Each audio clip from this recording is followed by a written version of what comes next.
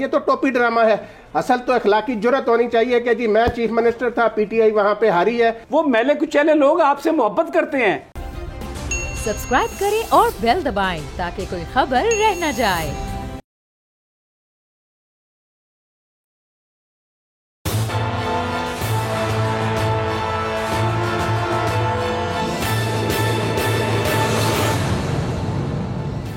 अस्सलाम वालेकुम नाज़रीन, मैं हूं आपका मेज़बान समी इब्राहिम और आप देख रहे हैं प्रोग्राम तजिया।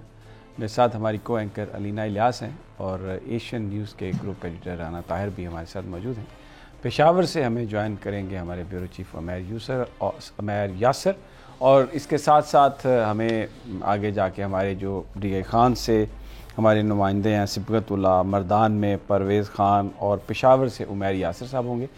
और आपको अंदाज़ा हो गया होगा मेहमानों के तारुफ़ से कि हम जो तहकीकाती रिपोर्ट आई है जिसमें ये कहा गया है कि मुख्तलिफ़ वज़रा आपस में लड़ते रहे और पीटीआई की शिकस्त की वजह जो है वो ये है कि आपस में इख्तिलाफ़ात थे।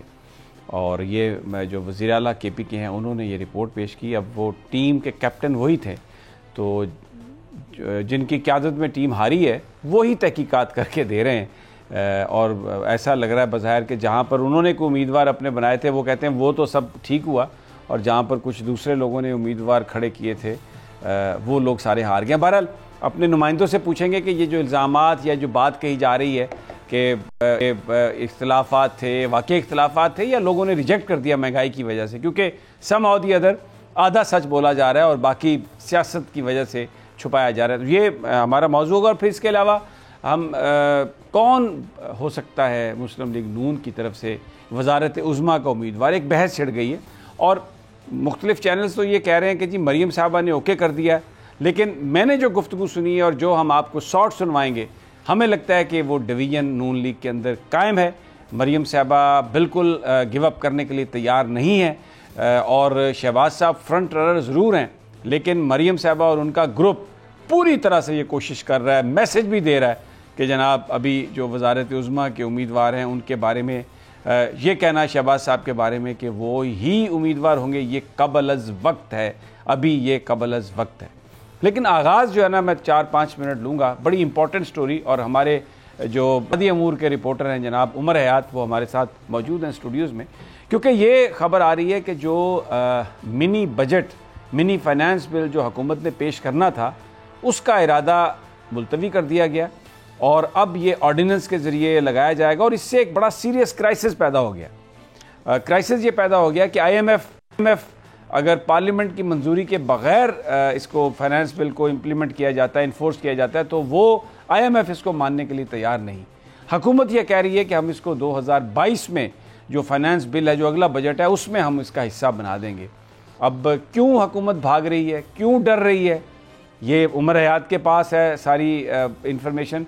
और इसके कॉन्सिक्वेंसेस क्या होंगे मार्केट पर, स्टॉक मार्केट पर, और जो ये जो करेंसी एक्सचेंज मार्केट है इस पर इसके क्या असरात हो सकते हैं। उमर हयात, बहुत बहुत शुक्रिया आपने हमें ज्वाइन किया। तो ये सब क्या है, हुकूमत तो ला रही थी मिनी बजट, क्या हुआ, ये क्यों भाग गए, क्या कोई पार्लियामेंट में कोई इशू है? देखिए, आपने ये देखा होगा कि हुकूमत को इस वक्त जो अददी अक्सरियत है वो साबित करने में नाकामी का सामना हो रहा है, और उसकी जो वाज़े और करीब की जो मिसाल है वो खैबर पख्तूनख्वा के बल्दियाती इलेक्शंस भी हैं, जिसमें ये दावा किया गया कि जो हुकूमती अरकान हैं उन्होंने अपोजिशन के नुमाइंदों को सपोर्ट की। और लेकिन अब हुकूमत को जो मिनी बजट हुकूमत की जानिब से लाया जा रहा था पार्लियामेंट के अंदर, वो अब इसलिए नहीं आ सकता क्योंकि हुकूमत को ये पता लग चुका है कि हमारे अंदर जो लोग बैठे हुए हैं या हुकूमती अरकान हैं, हुकूमती मेंबरान हैं, वो कभी भी इसके हक़ में वोट नहीं देंगे। और जो आइनी और कानूनी माहिरीन हैं वो ये बात करते हैं कि अगर हुकूमत फाइनेंस बिल या मिनी फाइनेंस बिल या मिनी बजट जो है वो अगर पार्लियामेंट से मंजूर नहीं करवा सकी तो ये हुकूमत पर एक अदम एतमाद होगा।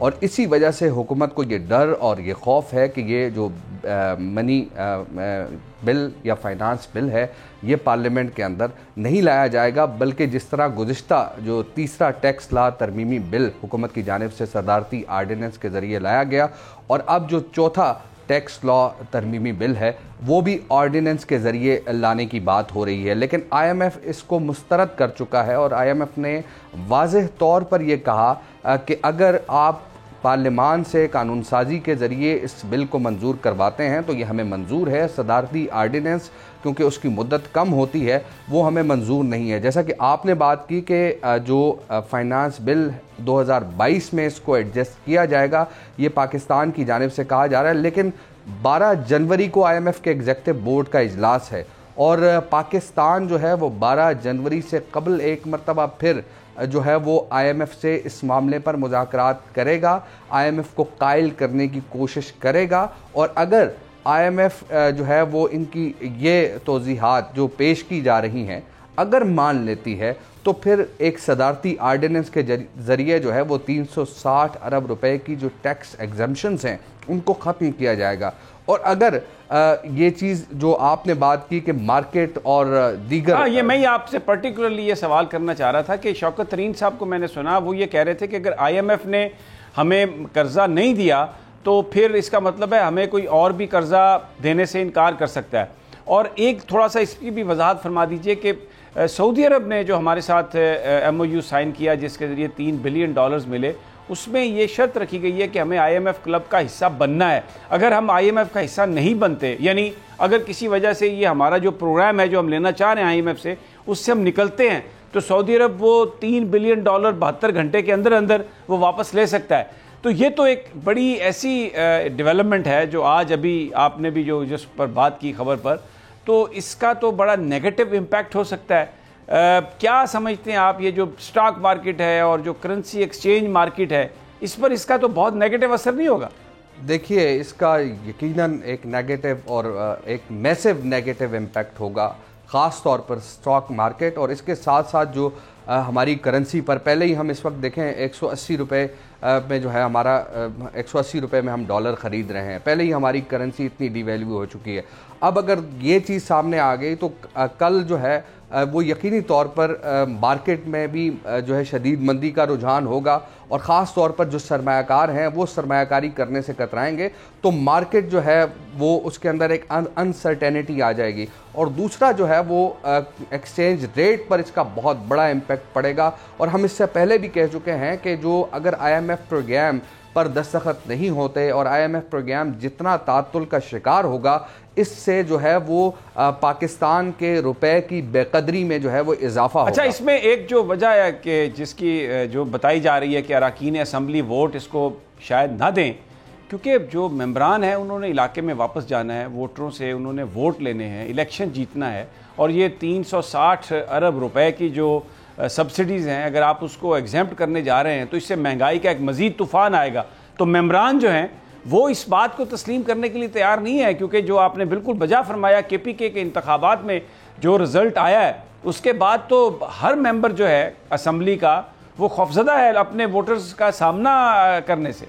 बिल्कुल ये इसी तरह की बात है। और मैं आपको ये बताऊं कि इस वक्त जो IMF के साथ मुज़ाकरात में एक बात चल रही है कि ये 550 अरब रुपए का फाइनेंशियल गैप है जिसको हुकूमत ने 360 अरब रुपए की जो टैक्स एग्जेम्पशन है ये ख़त्म करके और इसके साथ साथ 250 अरब रुपए जो है वो हुकूमत ने पेट्रोलियम लेवी से इकट्ठा करना और ये IMF को बताया गया। लेकिन अब जो ख़ास तौर पर जो मिनी बजट लाना, पहले तो इन्होंने काफ़ी शोर किया कि मिनी बजट आएगा, डिस्कशंस हुई, लेकिन अब हुकूमत को यह पता चल चुका है कि अगर हम मिनी बजट लेकर आएंगे तो जो हमारे अपने अरकान हैं जिन्होंने अभी खैबर पख्तूनख्वा में कारकर्दगी देख ली कि किस तरह उन्होंने जो है वो उनको शिकस्त हुई है, तो अपने जो अरकान हैं और नए जो टिकट होल्डर्स हैं वो भी अब आहिस्ता आहिस्ता जो है महंगाई की वजह से, और इससे जो है एक आखिरी बात मैं कर दूं कि इससे अगर 360 अरब रुपए की एग्जेम्पशन खत्म हो गई और ये सेल्स टैक्स एग्जेम्पशन हैं जिसका बराह रास्त असर जो है वो कंज्यूमर पर पड़ना है, पेट्रोलियम लेवी का बराह रास्त असर कंज्यूमर पर पड़ना है, आम आवाम पर पड़ना है और इससे महंगाई मजीद बढ़ेगी। और मेंबरान ये बिल्कुल ये करने के लिए तैयार नहीं है। बहुत बहुत शुक्रिया उमर हयात, आपने बड़ी तफसील से हमें बताया कि इस वक्त ये बन रहा है और अब हुकूमत कैसे निपटती है। IMF मान नहीं रहा, हुकूमत चाहती है कि कोई टाइम मिल जाए, खौफजदा है कि उनके जो अपने अराकीन हैं वो वोट नहीं देंगे, इसलिए कि जो असम्बली के लोग हैं जिन्होंने दोबारा इलेक्शन लड़ना है वो उन्होंने तो जाके जो इलाके के जो लोग हैं उनका सामना करना है। लेकिन जो अनइलेक्टेड लोग हैं वज़ीर आज़म के इर्द गिर्द, जो बिल्कुल इलेक्शंस के ज़रिए नहीं आए, और अगर आइंदा वज़ीर आज़म साहब बनते हैं इमरान खान साहब तो वो दोबारा इन सीटों पर रहेंगे, वो ये कहते हैं कि जी IMF को आप खफा मत करें और IMF की जो बात है वो उसको तस्लीम करें। एक कड़ा इम्तिहान इमरान खान साहब के लिए, एक बहुत बड़ा चैलेंज जो बन रहा है। अगर IMF ने ऑर्डिनेंस को मानने से इनकार कर दिया और गवर्नमेंट को टाइम देने से इनकार कर दिया तो that would be a very serious challenge for the government of Tehreek Insaf. आने वाले वक्तों में आने वाले दिनों में, अगले चंद दिनों में इसका अंदाज़ा हो जाएगा कि क्या होता है।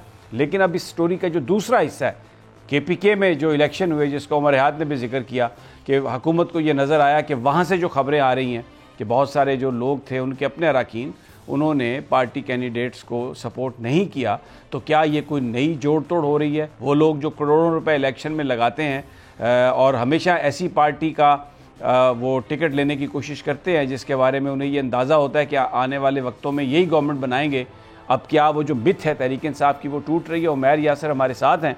उमैर, अस्सलाम वालेकुम। जी वालेकुम सलाम सभी साहब। उमैर, आज एक तहकीकाती रिपोर्ट पेश की गई है, 2-3 पॉइंट मैं चाहता हूँ आप उस पर सबसे पहले बात करें। एक तो ये वज़ीर आला KPK इस रिपोर्ट को लेके आए। अब वज़ीर आला जो KPK हैं महमूद खान साहब, वही कप्तान थे वहाँ पर टीम के, और उनकी टीम हार गई बुरे तरीके से। अब वही जो है वो तहकीकाती रिपोर्ट लेके आए हैं। तो ये एक बड़ा अजीब सा मजाक नहीं लगता कि जो इलेक्शन जिसकी सरबराही में टीम वो हारी है, सारी वोट नहीं मिले, और 3.5 साल की उनकी जो परफॉर्मेंस है उसका ये इम्तिहान था, उन्हीं से पूछा जा रहा है कि जनाब आप बताइए क्या हुआ। और वो जो रिपोर्ट लेके गए हैं उसमें उन्होंने बजाय इसके कि वो ये बताएं कि हुकूमत की पॉलिसीज़ को रिजेक्ट किया गया है, लोग नाराज़ थे, लोग खफा थे, हम डिलीवर नहीं कर सके, मैनेज नहीं कर सके, उन्होंने जाके जो पार्टी के अंदर उनके कुछ मुखालिफिन होंगे उनके बारे में ये कहना शुरू कर दिया। और इस रिपोर्ट में ये बताया गया कि जनाब वो उनकी आपस में बड़ी चपकलिश थी। Am I right to narrate that? जी बिल्कुल सभी साहब, आपकी बात बिल्कुल बजा है कि जो इस सारे प्रोसेस को जो अफराद लीड कर रहे थे वो खुद ही अपनी कमजोरियों पर पर्दा डालने के लिए वज़ीर आज़म साहब के सामने चले गए और उन्हें मुख्तलिफ किस्म के रिपोर्ट पेश करके मुख्तलिफ लोगों को जिम्मेदार ठहरा दिया।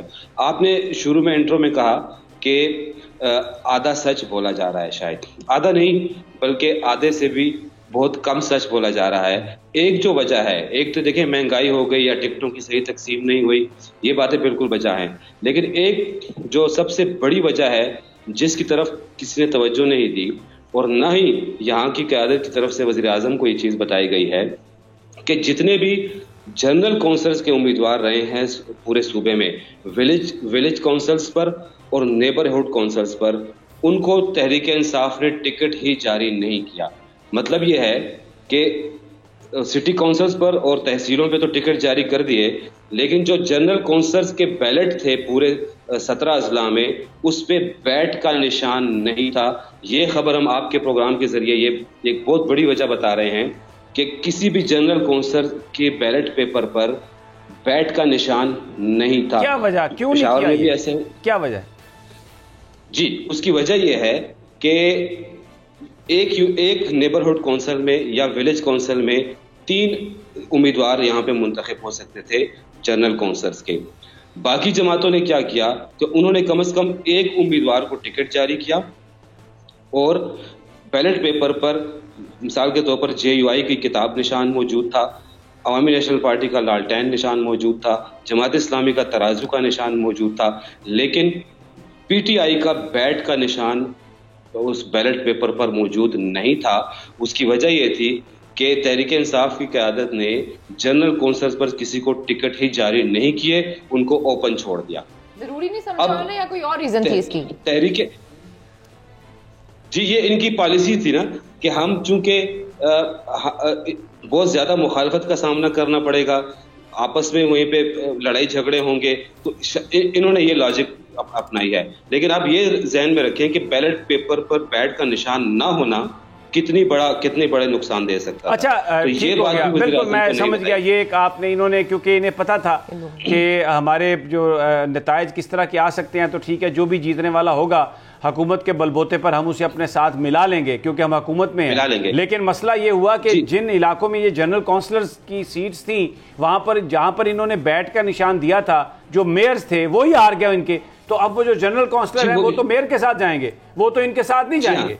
तो इसलिए वो जो इनकी एक स्कीम थी अपनी लीडरशिप को फ्रॉड करने की, कि इससे हम बताएंगे कि देखें सब अच्छा की रिपोर्ट है और हमने बड़ी अक्सरियत ले ली है, क्योंकि वो मेयर ही इनके हार गए, तो उसकी बुनियाद पर अब जनरल काउंसिल जो है, जो आजाद भी जीते हैं, जो बैट के निशान पर नहीं जीते, वो मेयर के साथ जाएंगे, जिसकी वहां पर हुकूमत बननी है, वो इनकी तरफ तो नहीं आएंगे। तो ये तो इनके अपने गले में पड़ गई एक बात। अच्छा, अब ये वजह वज़ीर आज़म को रिपोर्ट में नहीं बताएगी, बताएंगे भी नहीं, इसलिए कि वहां पर तो वो कहते हैं कि वज़ीर आज़म साहब आप इस्लामी उम्मा के लीडर हैं, आप ये मकामी लीडरों का जवाब न दें, ये आपके पाए के कायद ही नहीं है। अच्छा, अब मेरा अगला सवाल है आपसे, हमारे नुमाइंदे भी हैं, उनके पास भी जाएंगे, लेकिन मुझे ये बताइए कि मसलन ये सवाबी है, वहाँ पर जो थे ये आतिफ खान के बारे में कहा जाता है कि उन्होंने टिकट दिए।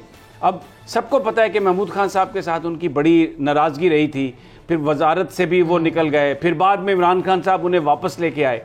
तो ये तो ऐसे लग रहा है कि जो वज़ीर आला साहब जो वज़ीर आला साहब के जो मुखालिफिन हैं, वज़ीर आला साहब अपनी रिपोर्ट में ये बता रहे हैं कि जनाब ये तो इनके आपस में झगड़े और इन्होंने गलत उम्मीदवारों को दिए टिकट, तो इसलिए हम इलेक्शन आ रहे हैं, वगरना लोग तो फूलों की पत्तियां लेके खड़े थे तहरीक इंसाफ के लिए। देखिए, सवाबी में तो जो शहराम खान थे, उनके जो उसी हाँ, ये मैं माफी चाहता हूं, ये मर्दान का इलाका है इनका आतिफ खान का मर्दान का इलाका है। बिल्कुल जी, आतिफ खान का मर्दान का इलाका है, और मर्दान से तो बिल्कुल ही पीटीआई जो है वो एक तहसील की नशिस्त भी नहीं जीत सकी है, और सवाबी में सिर्फ एक नशिस्त पीटीआई जीती है, जहां पे असद कैसर साहब का जो इलाका आता है वहां पे जीती है। इसके अलावा जो तरकई खानदान था, तरकई खानदान से बुलंद इकबाल तरकई जो उनके उम्मीदवार थे, वो भी हार गए, वो तहसील के उम्मीदवार थे। अच्छा उमैर, मैं मर्दान में भी उमैर यहाँ पर, क्योंकि मर्दान में हमारे रिपोर्टर हैं परवेज खान, ये बड़ी हम बात कर रहे हैं कि वहाँ पर वो आतिफ खान के सारे बंदे हारे, और वज़ीर आला साहब कह रहे हैं कि इन्होंने गलत लोगों को टिकट दिए और सही लोगों को टिकट नहीं दिए थे। ज़रा उनसे पूछ लेते हैं कि सूरत हाल क्या थी। परवेज़, आप मेरी आवाज़ सुन रहे हैं? जी जी बिल्कुल, मुझे आवाज़ आ रही है। जी परवेज़ खान, ये बताइए कि ये जो वहाँ पर पीटीआई के उम्मीदवार हारे हैं मर्दान में, ये क्या कोई इनकी आपस में मुखालफत की वजह से हारे हैं, या ओवरऑल एक सेंटिमेंट तहरीक इंसाफ के खिलाफ था, लोग महंगाई से तंग थे, शिकायत थी, वर्कर्स की कोई पजीराई नहीं हो रही थी, या टिकट्स गलत लोगों को दिए गए? क्या आपका ख्याल है, वहां पर आपने क्या देखा? जी बिल्कुल सभी साहब, सबसे पहले तो आपने हमें अपने प्रोग्राम में मर्दान को आपने दिया, तो हम कहेंगे मर्दान के हवाले से यहाँ पर आतिफ खान जो मिनिस्टर है और साथ उनके जो मुजाहिद खान है, मैंने इनके अलावा अली मोहम्मद खान भी यहाँ पर है, वो भी वजीर ममलिकत है, अब्दुलसलाम अफरीदी है जो देरीना कारकुन था है भी यहाँ पे, तो MPA वो भी यहाँ पर। लेकिन मैं आपको बताते चलूँ कि यहाँ पर जितने भी MPA साहिबान है, MNA साहिबान है, उनकी आपस में भी जो यहाँ पर खराब है।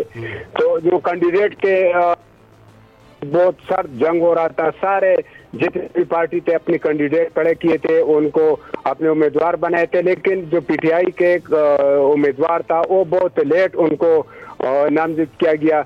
यहाँ पर 3 उम्मीदवार थे, कलीमुल्लाह खान तुरू जो पीटीआई से उनका ताल्लुक है, और साथ जो यहाँ पर MNA उनका भी आपस में रिश्तेदार है।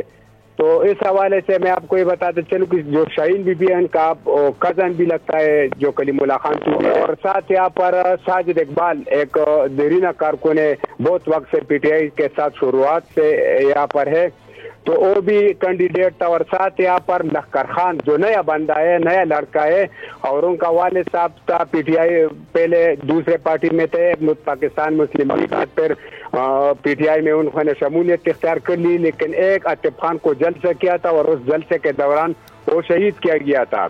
उनकी कोई दुश्मनी थी, तो इस हवाले से उनको उनके बेटे को टिकट जारी किया गया। इस पर जितने भी यहाँ पर जो कारकुन थे, साजिद इकबाल था, जो कलीमुल्लाह खान तुरू था, तो कलीमुल्लाह खान तुरू फिर उनके मुकाबले में आजाद हैसियत से यहाँ पर उन्होंने इलेक्शन लड़ा। अच्छा, मैं परवेज खान, आप बिल्कुल सही, आप दुरुस्त फरमा रहे हैं, जिससे लग रहा है कि आपस में पार्टी के अंदर चपकलिश भी थी। लेकिन मेरा सवाल ये है कि आम जो लोग हैं वहाँ पर वो हुकूमत की कारकर्दगी से खुश थे। आपका क्या ख्याल है कि अगर इन उम्मीदवारों की जगह कोई और उम्मीदवार होता तो वो तहरीक इंसाफ का वो जीत जाता? आप क्या समझते हैं?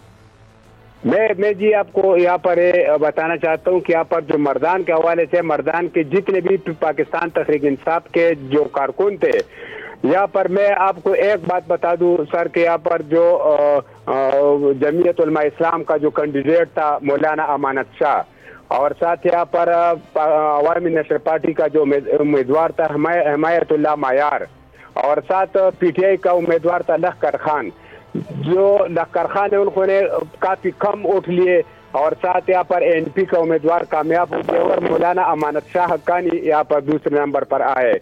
हम जिस इलेक्शन के बाद जितने भी पीटीआई के कारकुन थे, हम उनसे मिले, उनसे बातें हमने की, तो उनका यही कहना था कि यहाँ पर हमारे सारा वोट जो है वो किताब को हमने दिया है, जमीयत उलमा इस्लाम को। हम नहीं चाहते थे कि हम पाकिस्तान तहरीक इंसाफ को वोट दे। तो इस हवाले से जो यहाँ पर जमीयत उलमा इस्लाम का जो उम्मीदवार था उनको ज्यादा वोट मिले हैं और दूसरे नंबर पर यहाँ पर आए हैं।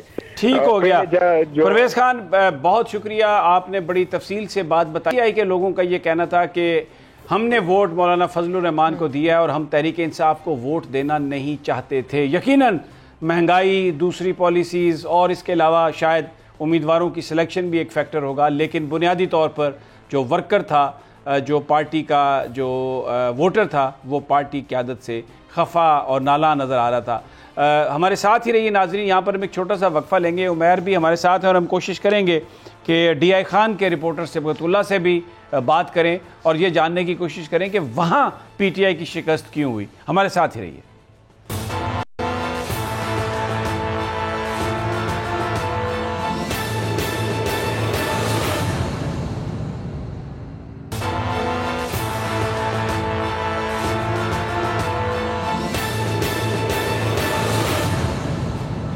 वेलकम बैक नाजरीन।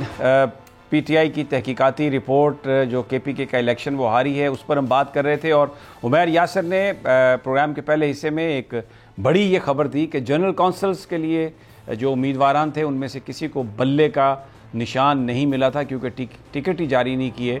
और शायद जो मकामी क़यादत थी वो ये समझ रही थी कि हम मेयर का इलेक्शन जीत जाएंगे तो आज़ाद उम्मीदवार जो भी जीतने वाला होगा वो ज़ाहिर है अपने मफादात के पेश नज़र शामिल हो जाएगा आके मेयर के साथ, तो फिर हम ये कहेंगे कि ये जनरल काउंसिलर भी सारे हमारे जीते हैं। लेकिन हुआ ये कि वो मेयर के इलेक्शन ही PTI हार गई, तो वो जो जनरल काउंसिल से अब जो आज़ाद लोग जीते हैं वो क्यों आएंगे PTI में? अगर उनका ताल्लुक PTI से रहा भी था तो वो डेफिनेटली मेयर के साथ जाएंगे, उस इलाके में जो मकामी हुकूमत बन रही होगी अपने इलाके के मफादात के लिए उसकी तरफ जाएंगे। और ये एक ऐसी बात है जो शायद तहकीकाती रिपोर्ट में वज़ीर-ए-आज़म साहब को नहीं बताई गई। और ये भी मैं पहले भी इसका तज़किरा कर चुका हूँ कि जो वहाँ पर जो वज़ीर आला हैं वो टीम के कप्तान थे KPK में PTI के, और वो अब बल्दियाती इलेक्शन हारी है उनकी जमात, तो असूली तौर पर तो उन्हें इस्तीफ़ा देना चाहिए और जो तहकीकात हैं वो किसी और को करनी चाहिए थी। लेकिन वही जो हारा हुआ शख्स है वही तहकीकात करके तो वापस पहुँच गए हैं। तो जिन नकाइस की वो अब निशानदेही कर रहे हैं वो तो खुद कप्तान थे। चाहिए तो ये था कि वो इन नकाइस को पहले वज़ीर-ए-आज़म साहब के साथ डिस्कस करते और PTI को इस शिकस्त से बचाते। अब सिबगतुल्लाह हमारे साथ हैं DI खान से, उमैर भी हमारे साथ हैं। जी सिबगतुल्लाह, मेरी आवाज़ सुन रहे हैं? जी जी बिल्कुल। ये बताइए कि वहाँ पर जो इलेक्शन हारी है PTI, क्या वो उम्मीदवारों की आपस में लड़ाई की वजह से हारी है, सिर्फ ये वजह है, या लोग महंगाई से, गवर्नर से तंग भी थे? क्या आपके नज़दीक बड़ी वजह क्या है वहाँ पर शिकस्त की? जी मैं तो जो डेरा इस्माइल खान की सतह पे है, मैं ये समझता हूँ कि डेरा इस्माइल खान में जो है ये KPK के दूसरे इलाकों से ज़रा मुख्तलिफ है। यहाँ पर मैं जो PTI की नाकामी के 3 फैक्टर समझता हूँ। पहला फैक्टर जो सबसे बड़ा है वो महंगाई का है। महंगाई की वजह से लोग बहुत नालां हैं PTI से, आम शहरी जो है उसे बड़ी तकलीफ में है। जबकि दूसरा फैक्टर की निशानदेही जो है यासिर भाई ने भी कर दी है। उन्होंने बता दिया कि पीटीआई का कोई जनरल कौंसल पे, यूथ कौंसल पे, कहीं पे भी उनका कोई इम्कान नहीं था। इसकी वजह से भी एक पीटीआई को बहुत बड़ा झटका लगा है। जबकि तीसरी वजह जो ये है कि यहाँ जो था ANP के जो खिताब शिरानी थे उनका कत्ल हुआ। जो मेन सिटी मेयर का इलेक्शन था डेरा इस्माइल खान का, जिसपे जहां पर वफाकी वजीर अली अमीन खान गंडापुर के भाई उमर अमीन खान इलेक्शन में हिस्सा ले रहे थे।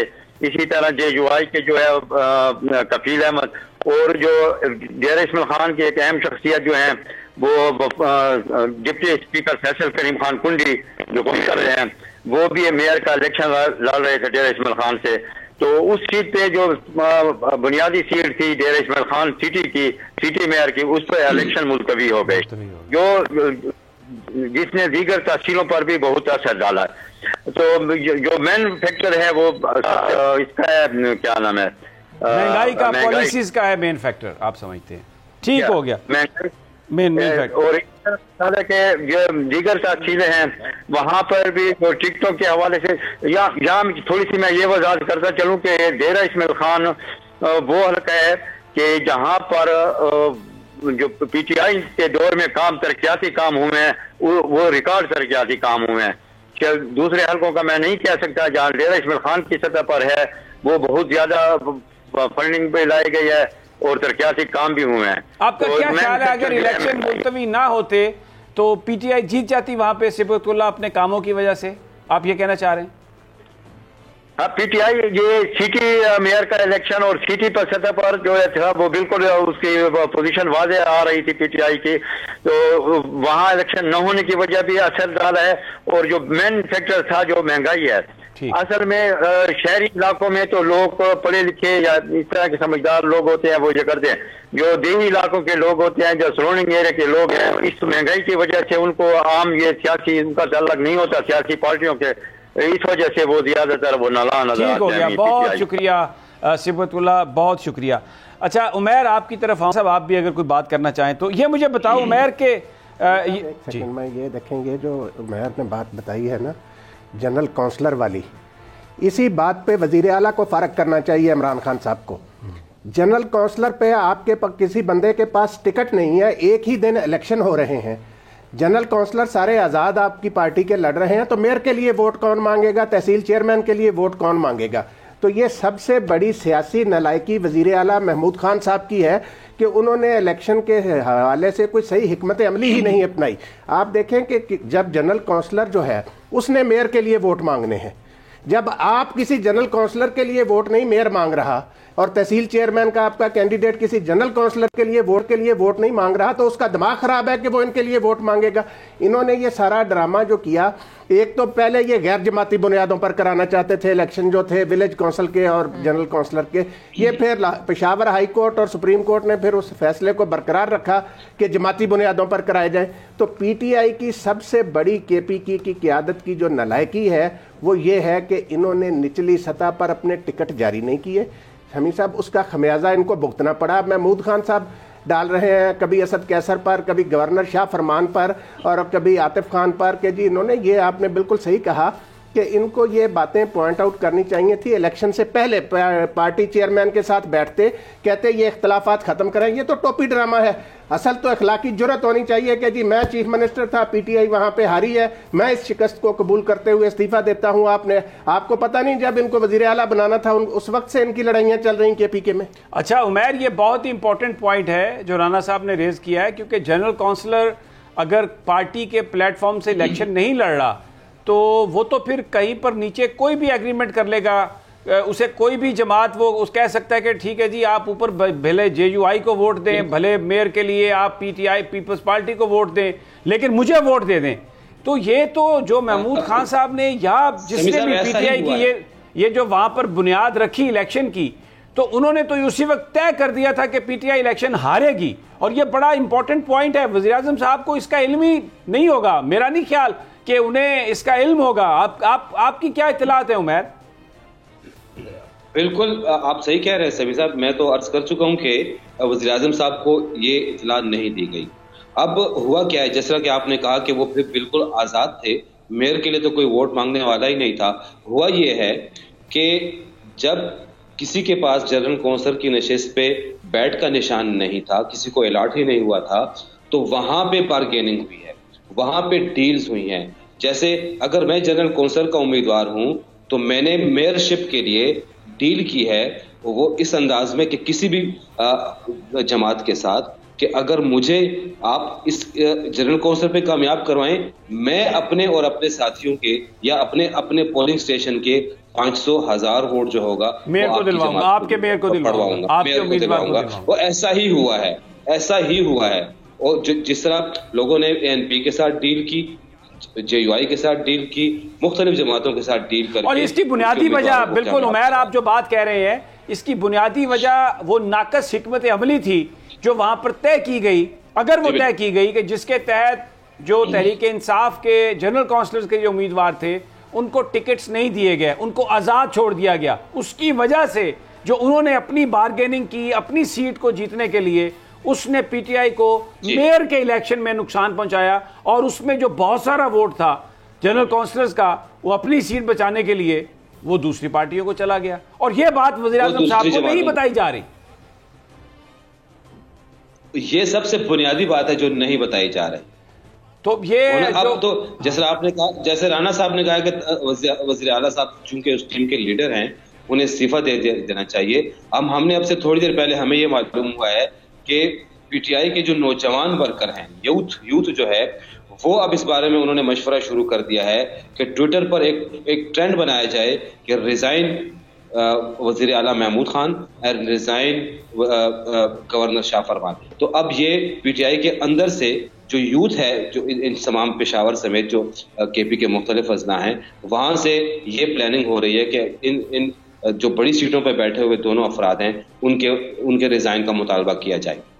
ये बड़ी इंपॉर्टेंट बात बता रहे हैं हमारे उमैर यासर, ब्यूरो चीफ हमारे। और ये एक ऐसी बात है जो तहकीकाती रिपोर्ट में नहीं, रिपोर्टेडली जो हमें बताया गया उसमें शामिल नहीं है, क्योंकि जो जनरल काउंसिलर के उम्मीदवारान थे उनके लिए बल्ले का निशान उनको नहीं अलॉट किया गया।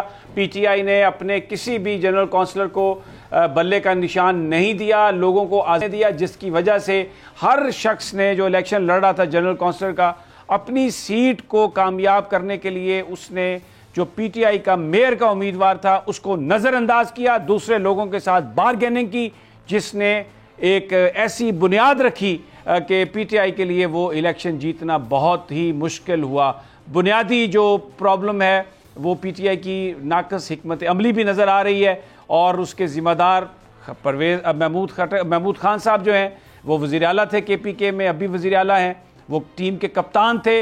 ये जो कुछ भी हुआ उनके इल्म में होगा। अगर उन्होंने वज़ीर आज़म साहब को नहीं बताया तो ये एक बहुत बड़ी खामी, बहुत बड़ी नाकामी। वज़ीर आज़म इमरान खान को गुमराह करने की कोशिश की गई, उनको सही सूरत हाल नहीं बताई गई, और ये मलबा डाल दिया गया मुख्तलिफ अपने मुखालिफिन पर, वज़रा पर। दर हकीकत जनरल काउंसिलर्स को बल्ले का निशान ना देने का जो फैसला था वो पीटीआई की शिकस्त की जो वजूहात हैं उसमें एक बड़ी वजह बना। इस पर हम गुफ्तगू अभी जारी रखेंगे। एक छोटा सा वक्फा, हमारे साथ ही रहिए।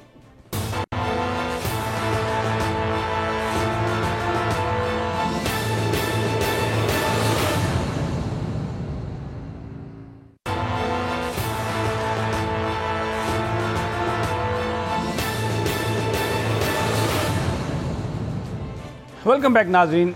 प्रोग्राम में वैसे तो हमने ये जो सेगमेंट है इसको PMLN के लिए मखसूस किया था कि हम जो वहाँ पर एक बहस चल रही है कि वज़ारत उज़्मा का उम्मीदवार कौन होगा, शहबाज साहब होंगे, कोई और होगा। मरियम साहबा ने सरेंडर कर दिया, शहबाज साहब के नाम को एक्सेप्ट कर लिया। लेकिन जो उमैर यासर ने स्टोरी बताई हमारे गुफ्तगू में कि एक जो बेसिक फ़लॉ नज़र आया तहरीक इंसाफ की जो इंतखाबी कैंपेन थी, वो एक बहुत अहम स्टोरी है, बहुत ही अहम डेवलपमेंट है।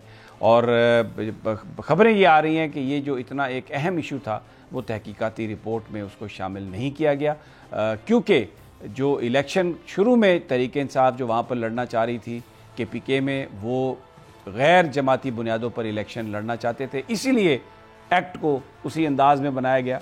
हाई कोर्ट ने कहा, उसके वो दिया फैसला, फिर सुप्रीम कोर्ट में अपील हुई।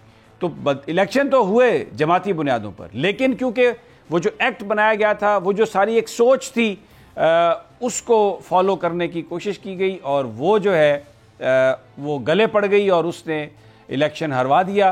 क्योंकि ये जो मामला था कि विलेज काउंसिल या तहसील काउंसिल या जो नेबर काउंसिल है, यहाँ पर जो इलेक्शन है जनरल काउंसिलर का वो गैर जमाती बुनियादों पर हो, इसलिए तहरीक इंसाफ ने वो उम्मीदवारों को टिकट वहाँ पर नहीं दिया और उसका बुनियादी नुकसान ये हुआ, क्योंकि अभी राना साहब भी ब्रेक पर ये बात कर रहे थे कि एक पूरा सेट बनता है, जो एक विलेज काउंसिल का नुमाइंदा हो या तहसील काउंसिल का नुमाइंदा हो, जनरल काउंसिल का नुमाइंदा हो, फिर ऊपर मेयर, वो एक ही पैनल से आते हैं, एक ही पार्टी से आते हैं और सब लोग एक दूसरे के लिए कन्वेंसिंग करते हैं और उसका बड़ी सीट पर बहुत फ़ायदा होता है, क्योंकि जनरल काउंसिल के तमाम लोग वो सारे के सारे अपनी सपोर्ट पूल करके डाल रहे होते हैं जो मेयर का इलेक्शन लड़ रहा होता है उसके अकाउंट में। लेकिन ऐसा नहीं हुआ।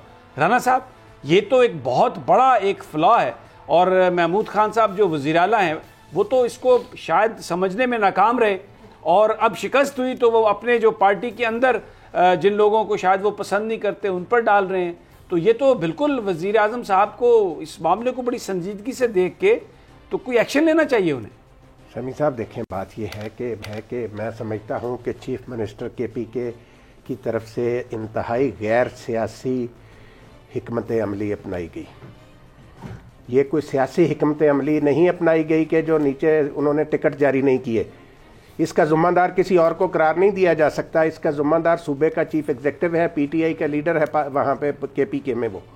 अब मसला क्या है, आप देखें, आपने पहले भी एक दिन जिक्र किया था, परवेज़ खटक साहब 5 साल KPK के चीफ मिनिस्टर रहे, वहाँ पे बुनियादी इस्लाहात हुई। इमरान खान साहब दूसरे सूबों में जाकर उसकी मिसाल दिया करते थे, पुलिस इस्लाहात की, बाकी चीज़ों की।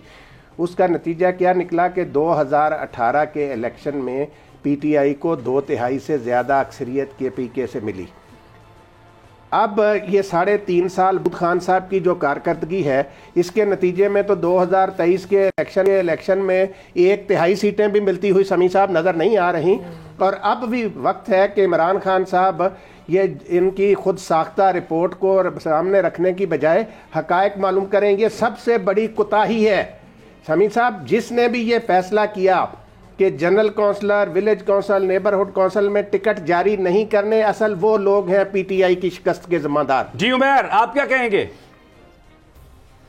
जी बिल्कुल, ये तो देखिए बहुत बड़ी वजह है कि जब जनरल काउंसिल पर बैलेट मेरे सामने आता है तो तमाम जमातों के इंतखाबी निशान उसमें मौजूद हैं। दूसरी जमातों ने अगर एक विलेज काउंसिल या नेबर काउंसिल में 3 जनरल काउंसिल की जरूरत थी तो उन्होंने 3 की बजाय कम से कम एक उम्मीदवार को अपना टिकट जरूर दिया है। वो उस इंतखाबी निशान से जनरल काउंसिल के इलेक्शन लड़ रहे थे। लेकिन इन तमाम अजला में बैट कहीं पे भी जनरल काउंसिल पे नहीं था। कहीं इक्का दुक्का जो बैट के निशान किसी को मिले हैं तो वो भी एक ओपन, जो जिस तरह लोगों को निशानात मिलते हैं उसी जरिए से उनको निशान मिले हैं। वो इक्का दुक्का कहीं पे ऐसा हुआ है। लेकिन पार्टी की तरफ से उनको निशान अलॉट नहीं किए गए, काउंसलर्स को नॉमिनेट नहीं किया गया। तो जाहिर है ये एक बहुत बड़ी वजह हो सकती है। जाहिर है जब इस तरह नीचे जब छोटे वोट पे जब बैट को निशान पड़ता तो इसी तरह बड़े वोट पे भी बैट को भी बैलेट पड़ता। तो ऐसा बिल्कुल नहीं हुआ। वहां पे जो मकामी क़यादत थी मुख्तलिफ जमातों की, उनके साथ इन काउंसलरों ने जो डील की है वोटों की अपने अपने इलाकों में, छोटी छोटी नेबर काउंसिल्स में, इस तरीके से उन्होंने मेयर के इंतखाबात पर, तहसील मेयर के इंतखाबात पर उन जमातों को कामयाब करवाया है जिनके साथ उनकी डील हुई थी। और यही वजह है कि उनमें तहरीक इंसाफ कहीं पे भी नजर नहीं आई। एक मेरा और सवाल है, अलीना आप कोई सवाल करना चाहती हैं? सर नहीं, आप सवाल कर लें। अच्छा उमर, एक सवाल मेरा ये है कि वज़ीर आला KPK ये तहकीकाती रिपोर्ट लेके पहुंचे वज़ीर आज़म साहब के पास, तो जो हारा वो ही रिपोर्ट बना रहा है। अपनी गलतियाँ और अपनी जो कोताहियाँ हैं, अपनी खामियों की कोई बंदा निशानदेही करेगा, वो तो दूसरों पे ही डालेगा ना। तो जो उन्होंने कहा नेचुरल नज़र आ रहा है हमें कि उसने वो लड़ पड़े जी, वो लड़ पड़े, वो लड़ पड़े, वो लड़ पड़े। देखिए जो कुछ उन्होंने कहा है वो दुरुस्त है, इसमें कोई शक नहीं है कि जहां पे जिस तरह आप जरा इस्माइल खान और लकी मरवत की मिसाल ले लीजिए, वहां पे जो साबिक इनके वजीर सेहत थे हिशाम इनामुल्लाह तहरीक इंसाफ के, उनके जिले में वो मुदाखलत का इल्जाम लगाते रहे अली अमीन गंडापुर पे। जब ये बात बहुत ज्यादा हद तक पहुंची तो अली अमीन गंडापुर साहब, उनके बकौल के अली अमीन गंडापुर साहब ने लकी मरवत में भी अपने मनपसंद उम्मीदवारों को टिकट दिलवाई। अच्छा मैं यहाँ पे रुके जरा, यहाँ पे एक सेकंड रुके, एक सेकंड, मुझे ये बताएं कितना अरसा हो गया आपको पॉलिटिक्स कवर करते हुए, कौन सी ऐसी जमात है जिसमें ये इख्तलाफ नहीं होता? कौन सी ऐसी जमात है जिसमें ग्रुप्स न सिर्फ टिकट हासिल करने की कोशिश करते हैं बल्कि अपने मुखालिफिन को इस तरह दरपर्दा करके वो हराते भी हैं? इक्का दुक्का 2-4 सीट्स पे फर्क पड़ जाता है, लेकिन अगर इस तरह पूरे सूबे से पार्टी का सफाया हो जाए तो उसकी तो रीजंस और हैं, जैसे अभी आपने जनरल काउंसिलर का बताया, या जिस तरीके से जो एक जनरल पॉलिसी चल रही है पार्टी की, लोगों की एक रिजेक्शन हो सकती है। अब ये हर पार्टी में ये चीज होती है, कभी भी ग्रुपिंग के बगैर पाकिस्तान की कोई पार्टी नहीं है। बिल्कुल ऐसा ही है, लेकिन दूसरों के हलकों में जाके वहां पे अपने उम्मीदवार लगवाना और फिर उनको शिकस्त से दो चार करवाना, तो ये शायद हमें इससे पहले तहरीक इंसाफ में ये चीजें बहुत ज्यादा हुई हैं। पूरे पाकिस्तान में ऐसा होता रहा है, खुसूसन पख्तूनख्वा में तो चूंकि इनकी हुकूमत पिछले काफी अरसे से रही है, तो यहाँ पे हमने ये चीजें बहुत ज्यादा देखी हैं। अगर किसी को फ्रीज आप स्काइप के जरिए वो हमसे बात कर रहे थे। राना साहब, ये बिल्कुल दुरुस्त है कि जो पार्टी में डिवीजन होती है, ग्रुपिंग होती है, वो असरअंदाज होती है, लेकिन आप भी जब आप स्टूडेंट थे तो अमली तौर पर सियासत में हिस्सा लेते रहे।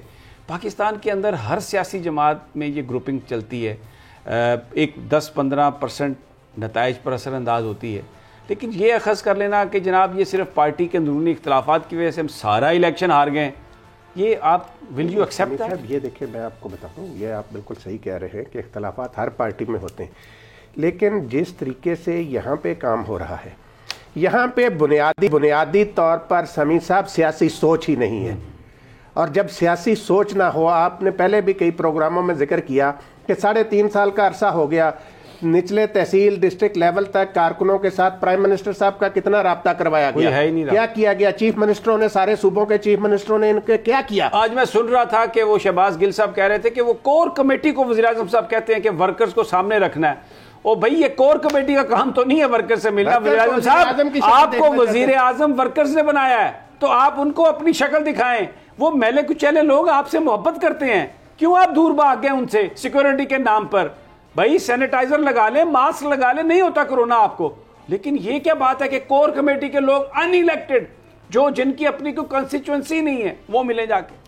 राना साहब, ये समी साहब जो मेयर साहब अभी बात कर रहे थे ना कि पीटीआई के यूथ विंग के कुछ लोग कह रहे हैं कि इन दोनों को जाना चाहिए, असूली तौर पर यही बनता है कि गवर्नर केपीके और चीफ मिनिस्टर केपीके दोनों इस्तीफा दें। अगर वो नहीं देते तो इमरान खान साहब खुद इन्हें फारिग कर दें, पार्टी में नई जान पड़ जाएगी। आप उनसे ये पूछ सकते हैं कि आपने ये रिपोर्ट जो है ये आप क्यों लेकर आए हैं, पहले क्यों नहीं लेकर आए? ठीक हो गया, बहुत बहुत शुक्रिया तमाम का, पार्टिसिपेंट्स का। और उमैर यासर ने ये बताया कि जो यूथ है केपीके की, पीटीआई की, वो ये ट्रेंड चलाने पर गौर कर रही है सोशल मीडिया पर कि रिमूव शाह फरमान, रिमूव महमूद खान जो वज़ीर आला हैं केपीके के। और एक बड़ा फ्लॉ सामने आया, जनरल काउंसिलर्स के जो उम्मीदवार थे उनको बल्ले का निशान ही नहीं दिया गया, जो कि एक बड़ी वजह बन सकता है, हो सकता है कि वो वजह बनाओ। और इमरान खान साहब को इस हवाले से बताया नहीं जा रहा, उनको गुमराह किया जा रहा है। एक बहुत बड़ा चैलेंज अगेन वज़ीर आज़म साहब के लिए कि वो सच को जाने, और शायद कोई और रिपोर्ट उनको ऑर्डर करना पड़े, तहकीकात किसी और के ज़िम्मे लगाएं। बट जो अगर नौजवानों का ये ट्रेंड चला सोशल मीडिया पर, ट्विटर पर, तो शायद ये भी वज़ीर आज़म साहब तक बहुत सारी इन्फॉर्मेशन पहुँचाने का बायस बनेगा। इजाज़त दीजिए, कल फिर मुलाकात होगी इंशाअल्लाह। अल्लाह निगहबान।